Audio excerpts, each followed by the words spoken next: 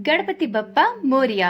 7 बज गए और मैं आप सभी के समक्ष उपस्थित हो गई हूँ गणेश चतुर्थी के 10 दिन 10 कथाओं के साथ, श्रृंखला के चौथे दिन की गणेश भगवान की कथा के साथ।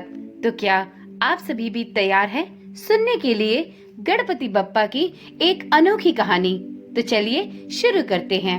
ओम नमः शिवाय, जय श्री कृष्णा। आप सभी का सनातन धर्मसार चैनल पर बहुत बहुत स्वागत है।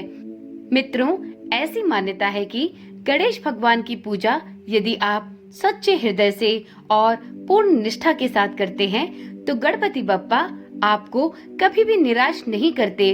आपके सभी विघ्नों को दूर करते हैं, आपके सभी संकटों को हरते हैं और साथ में आपके जीवन में नित नए शुभ कार्य होते रहते हैं।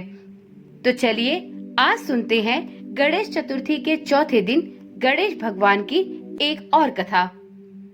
एक समय की बात है कि विष्णु भगवान का विवाह लक्ष्मी जी के साथ निश्चित हो गया।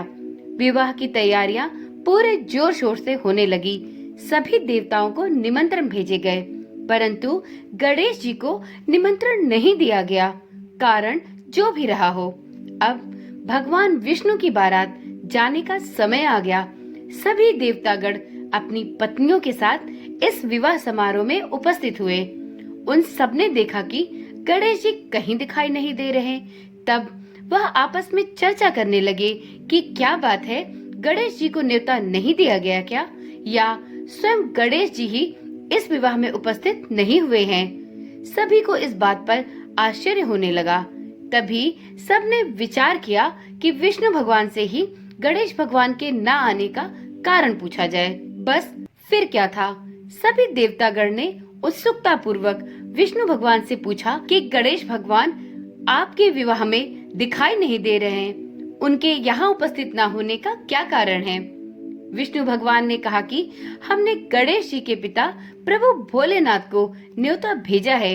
यदि गणेश जी अपने पिता के साथ आना चाहते हैं तो वो आ जाएं। अलग से न्योता देने की कोई आवश्यकता नहीं दिखाई देती। दूसरी बात यह है कि उनको 1.25 मन मूंग, 1.25 मन चावल, 1.25 मन घी और 1.25 मन लड्डू का भोजन दिन भर में चाहिए। यदि गणेश जी नहीं आएंगे तो कोई बात नहीं, दूसरे के घर जाकर इतना सारा खाना पीना अच्छा भी नहीं लगता। इतनी वार्ता हो ही रही थी कि किसी एक ने यह सुझाव दिया कि यदि गणेश जी आ भी जाएं तो उनको द्वारपाल बनाकर बैठा देंगे कि आप घर की रखवाली करना। आप तो चूहे पर बैठकर धीरे धीरे चलोगे तो बारात से बहुत पीछे रह जाओगे। यह सुझाव भी सबको बहुत पसंद आया, तो विष्णु भगवान ने भी इस सुझाव पर अपनी सहमति प्रदान कर दी। होना क्या था, इतने में गणेश जी वहां आ पहुँचे और उन्हें समझा बुझाकर घर की रखवाली करने को बैठा दिया गया। बारात चल दी। तब नारद जी ने देखा कि गणेश जी तो दरवाजे पर ही बैठे हुए हैं, तो वह गणेश जी के पास गए और उनसे यहीं पर रुकने का कारण पूछा। गणेश जी कहने लगे कि विष्णु भगवान ने मेरा बहुत अपमान किया है। नारद जी ने कहा कि आप अपनी मूषक सेना को आगे भेज दे तो वह रास्ता खोद देगी, जिससे उनके वाहन धरती में धंस जाएंगे। तब आपको सम्मान पूर्वक विष्णु भगवान को बुलाना ही पड़ेगा। फिर क्या था, अब तो गणेश जी ने अपनी मूषक सेना जल्दी से आगे भेज दी और सेना ने भी जमीन पोली कर दी। जब बारात वहां से निकली तो रथों के पहिए धरती में धंसते चले गए। लाख प्रयत्न करे परंतु पहिए थे कि निकलने का नाम न ले। सभी ने अपने अपने तरीके से अनेकों उपाय लगा लिए, परंतु पहिए तो निकले नहीं बल्कि अपनी जगह पर ही टूट गए। किसी के समझ में नहीं आ रहा था कि अब क्या किया जाए। तब तो नारद जी ने कहा, आप लोगों ने गणेश जी का अपमान करके अच्छा नहीं किया। यदि उन्हें मना कर लाया जाए तो आपका कार्य सिद्ध हो सकता है और यह संकट भी टल सकता है। शंकर भगवान ने अपने दूत नंदी को भेजा और वो गणेश जी को लेकर आए। गणेश जी का आदर सम्मान के साथ पूजन किया गया।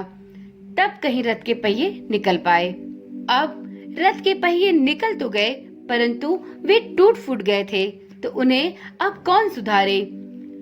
पास के खेत में खाती काम कर रहा था, उसे बुलाया गया। खाती अपना कार्य करने के पहले ही श्री गणेशाय नमः कहकर गणेश जी की वंदना मन ही मन करने लगा। देखते ही देखते खाती ने सभी पहियों को पूरी तरह से ठीक कर दिया। तब खाती कहने लगा कि हे देवताओं, आपने सर्वप्रथम गणेश जी को नहीं मनाया होगा और न ही उनकी पूजा की होगी, इसीलिए तो आपके समक्ष यह संकट उपस्थित हो गया है।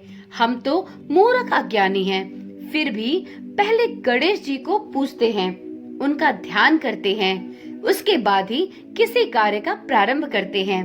आप लोग तो देवतागण हैं, फिर भी आप गणेश जी को कैसे भूल गए? आप लोगों ने इस शुभ कार्य को करने से पहले गणेश भगवान की प्रार्थना क्यों नहीं की? अब आप लोग भगवान श्री गणेश जी की जय बोलकर जाएं, तो देखिएगा आपके सभी काम बन जाएंगे और कोई संकट भी नहीं आएगा। ऐसा कहते हुए बारात वहाँ से चल दी और विष्णु भगवान का लक्ष्मी जी के साथ विवाह संपन्न करा के सभी सकुशल घर लौट आए। हे गणेश जी महाराज, आपने विष्णु को जैसे कारज सारियो, ऐसे कारज सबको सिद्ध कर जो। बोलो गजानन भगवान की जय। तो मित्रों, ये थी गणेश चतुर्थी के चौथे दिन गणेश भगवान की एक रोचक कथा। तो इसीलिए हमारे सनातन धर्म में किसी भी कार्य को प्रारंभ करने से पहले गणेश भगवान की पूजन और उनकी अर्चना की जाती है, जिससे वह हमारे कार्य में आने वाले सभी विघ्नों को दूर करे और हमारे कार्य को शुभता प्रदान करे। आप भी गणेश चतुर्थी के 10 दिनों तक गणपति बप्पा की पूजा बिना किसी रुकावट के करते रहें। तो चलिए आज की वीडियो यहीं पर समाप्त करते हैं और कल फिर शाम 7 बजे मिलते हैं गणेश चतुर्थी के 10 दिन 10 कथाओं के साथ की श्रृंखला के 5वें दिन की गणेश भगवान की कथा के साथ। ओम नमः शिवाय। जय श्री कृष्णा। राधे राधे।